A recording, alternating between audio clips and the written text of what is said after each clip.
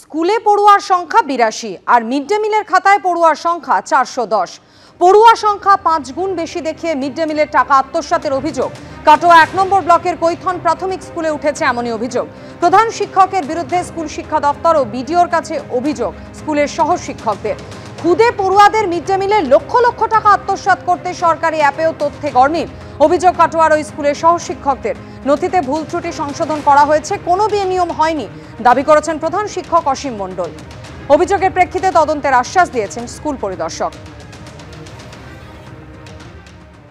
অভিযোগ হয়েছে প্রধান শিক্ষকের বিরুদ্ধে। উনি আমাদেরকে টিচারদেরকে সম্পূর্ণ অন্ধকারে রেখে উনি মেসেজ করেন এমডিএম অ্যাপে। প্রতিদিন যেটা ডেলি তথ্য দিতে হয়, সেই তথ্যটাকে উনি ওনার মতন সাজিয়ে এমনকি যেদিন উনি সিএলএ আছেন সেদিনকে উনি মেসেজ করেন। আমরা লিখিত দিয়েছি ওনাকে যে উনি হিসাব পেশ করুন আমাদেরকে, এবং উনি কারণটা জানান আমাদেরকে যে উনি কেন এই ধরনের মেসেজ করে থাকেন বা এই সংখ্যাটা উনি কার পরামর্শে করে থাকেন সেটা আমরা ওনাকে জানতে চেয়েছি। উনি আমাদেরকে সদুত্তর দেননি। এক প্রকার উনি আগেও গেছিলাম, আমাদেরকে বার করে দিয়েছিল ঘর থেকে। এ বিষয়ে কোনো তথ্য নেই।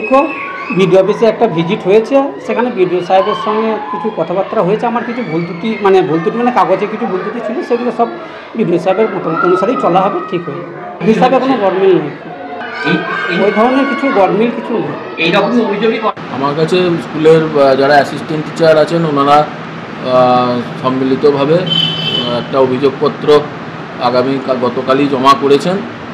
আমিও আমার তরফ থেকে ইন্সপেকশানে যাব, গিয়ে আমি আমার তরফ থেকে আমার রিপোর্ট নিয়ে এবং ওই অভিযোগপত্র সহ বিডিও স্যার থেকে আরম্ভ করে আমাদের হায়ার অথরিটি ডিস্ট্রিক্ট অফিসে ডিপিএসসি চেয়ারম্যান ডিআই স্যারের কাছে আমি লিখিত রিপোর্ট আকারে ওটা আমি ফরওয়ার্ড করব, যা পরবর্তীকালে যা সিদ্ধান্ত স্টেপ নেওয়ার কথা হায়ার অথরিটি সেটা নেবে।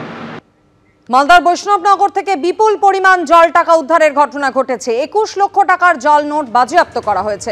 এই বিষয় নিয়ে বিস্তারিত জানাবেন প্রতিনিধি পার্থপ্রতিম ঘোষ আমাদের সঙ্গে রয়েছেন। পার্থপ্রতিম, দুই পাচারকারীও জালে ধরা পড়েছে, কি পরিচয় তাদের? দেখো, যে বিষয়টা জানা যাচ্ছে যে বেঙ্গল এসটিএফ সূত্রে গতকাল গোপন সূত্রে খবর পায় এবং জাতীয় সড়কের ওপর তাদের দুজনকে ঘুরতে দেখা যায় এবং তাদের কাছে ব্যাগ ছিল। সেই ব্যাগ খুলতে ৪,১৭৪টি ৫০০ টাকার নোট, যেটা ভারতীয় টাকা, জাল টাকা, এবং সেটা কিন্তু উদ্ধার হয়েছে।